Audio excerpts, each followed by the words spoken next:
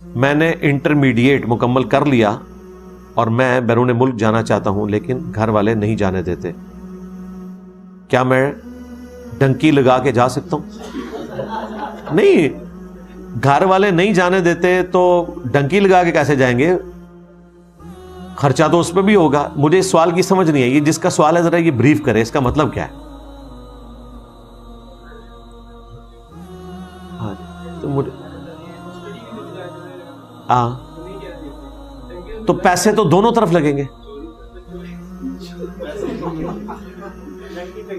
نہیں، اس طرح نہیں جا سکتے بھائی، آپ ایسے نہیں جائیں گے۔ ماں باپ کو قائل کریں، کیوں نہیں جانے دے رہے؟ وجہ کیا بتاتے ہیں؟ نہیں، آپ کے اور بہن بھائی ہیں، وہ کدھر ہیں؟ ادھر ہیں یا ادھر ہیں؟